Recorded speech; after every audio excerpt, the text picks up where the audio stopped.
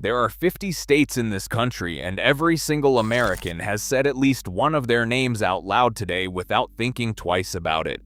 But here's what nobody stops to consider. Some of those names are so absurdly long they barely fit on a road sign, and others are so ridiculously short they look like typos. And when you start digging into why they ended up that way, it gets genuinely weird.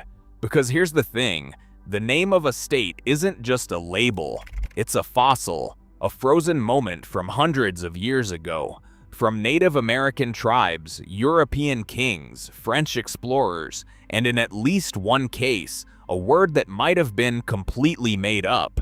And the difference between the shortest and longest names in this country is bigger than most people realize. We're talking about states with 4 letters going up against names that stretch to 13 or 14 characters, and still nobody can spell them correctly.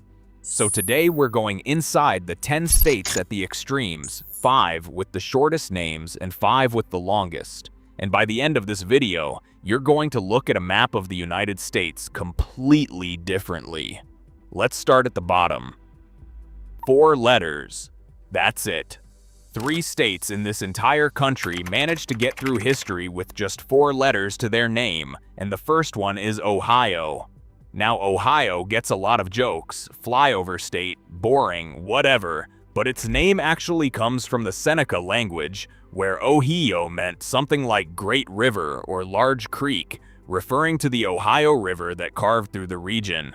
The Seneca people were describing the landscape around them, and that word stuck, was passed through French explorers, anglicized a few times, and eventually became the name of one of the most populated states in the Midwest.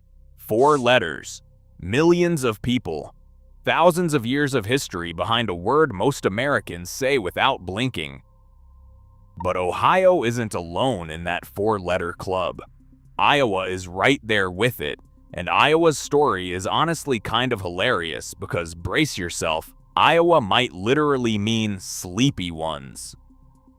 The name comes from the Iukswa people, an indigenous tribe who lived in the valley of the region's main river. The Dakota word for them was something like Yuksba, which translated roughly to drowsy ones or sleepy ones. The French came through, wrote it down as Iowa, and the English eventually turned it into Iowa. And now there's an entire state, 32,000 square miles of farmland and cities, and nearly 3 million people, whose name might just be an ancient way of saying the tired folks. I don't know whether to laugh or respect it. Then there is Utah. 4 letters, rooted in indigenous history, but Utah's origin is slightly more dramatic depending on which theory you believe. One version says it comes from the Ute tribe, and their name meant people of the mountains, which makes complete sense when you see the landscape. Another theory traces it back to an Apache word, Utahi, meaning something like those who are higher up. Before it was officially Utah, the Mormon settlers who founded the territory wanted to call it Deseret, a word from their religious texts meaning honeybee. The federal government said no, and Utah it was, a name that almost did not exist. Now we move up to 5 letters, and here is where things get genuinely mysterious. Maine has 5 letters and one of the most uncertain name origins of any state in the country. There are basically 2 theories, and historians still cannot agree on which is right. Theory 1 says Maine is named after a French province of the same name, possibly because early explorers wanted to honor their homeland. Theory 2 says it is just the mainland, fishermen referring to the main landmass as opposed to all the islands dotting the coast, eventually written as Maine in old documents. King Charles I even put it in writing in 1639, declaring it the province or county of Maine. And here is the best part. Maine was almost named Columbus. There was a serious proposal to name it after Christopher Columbus, which would have changed everything about how we talk about that state.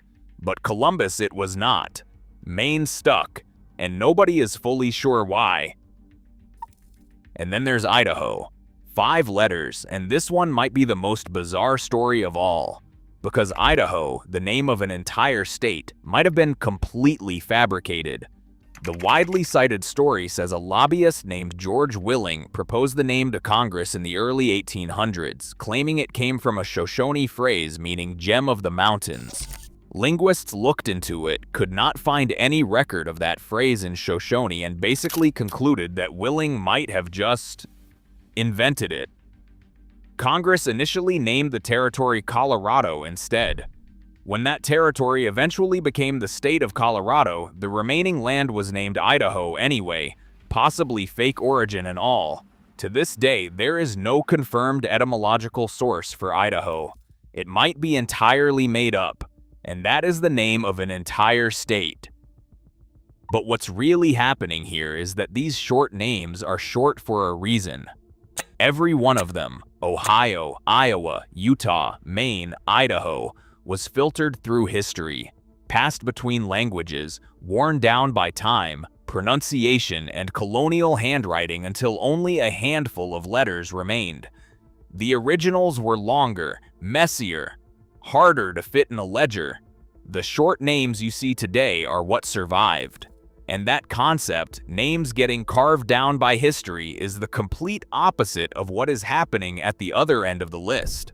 Because the longest state names did not get carved down, they got built up. And the story of how that happened is wild. Here is something that will mess with your head. The smallest state in the entire country, the one that fits inside some national parks, used to have the longest name. Rhode Island is 37 miles wide and covers 1,214 square miles. Until November of 2020, its official legal name was the State of Rhode Island and Providence Plantations. 41 letters. The tiniest state in the Union, carrying a name longer than almost any sentence you would say in casual conversation. It took voters in 2020 to finally drop the phrase and Providence Plantations from the name, partly because of the phrase's historical associations with slavery. And just like that, Rhode Island dropped to the middle of the pack, and the crown for longest state name shifted to a new owner. The new title holder is Massachusetts, 13 letters. If you include its official designation, Commonwealth of Massachusetts, you are looking at 29 characters. The name comes from the Algonquian word Massachusetts, which means roughly at the Great Hill. It described the landscape near what is now Boston as seen from the bay. It is a fascinating irony.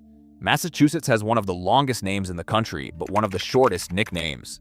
The Bay State, 13 characters. Almost like the state is compensating for making everyone struggle with its name their entire life by giving them an easy out. And the thing about Massachusetts is that it is technically one of 4 commonwealths in the United States, along with Pennsylvania, Virginia, and Kentucky. Pennsylvania's full official name, Commonwealth of Pennsylvania, clocks in at 28 characters, just one behind Massachusetts. These are not just fancy labels, they reflect a specific philosophy of government dating back to colonial times. The idea that power belongs to the people collectively. The name carries that history every time it is written. Pennsylvania also has 13 letters all by itself, making it one of the longest single-word state names on the map. Now here is where a tie breaks everything open. North Carolina and South Carolina are technically tied for the longest state name by character count, 14 characters each, including the space. Both are named after King Charles I of England, from the Latin Carolus, because when you are a European monarch giving away land you have never visited, you name it after yourself. North Carolina has 13 letters if you do not count the space, the same as Massachusetts, and the same as South Carolina. 3 states, identical letter count, completely different histories.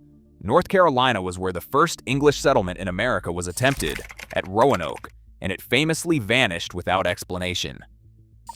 South Carolina was the first state to secede from the Union before the Civil War. Both of them are locked in this permanent linguistic tie. Carrying 14 characters through every document, every form, every road sign for the rest of American history. Rounding out the longest names, you've got West Virginia at 13 characters with the space, and New Hampshire at 12 letters, Both of them two-word names that came out of the same European habit of slapping directional words or English county names onto new territory. New Hampshire was literally named after Hampshire, England, in 1629. West Virginia only exists as a separate state because during the Civil War, the western counties of Virginia refused to secede, broke away from the Confederacy, and became their own state in 1863. The name was basically forced by geography. And those 13 or 12 characters in their names are the permanent record of those decisions. What is extraordinary when you look at all 10 of these states together is that the shortest names and the longest names got that way through completely different forces. Ohio, Iowa, Utah, those names were compressed by time, worn smooth like river rocks by the friction of being passed from one language to another across centuries. Idaho might not have a real etymology at all. Maine does not even have a confirmed one. These are ghost names, echoes of something older. But Massachusetts, North Carolina, South Carolina, those names were constructed deliberately, sometimes by kings sitting in Europe who had never touched American soil, layering words together like they were building something meant to last forever. And both approaches worked. Both the 4-letter survivors and the 14-character monuments are now printed on maps, stamped on license plates, taught to every child in every school in this country. The names survived everything.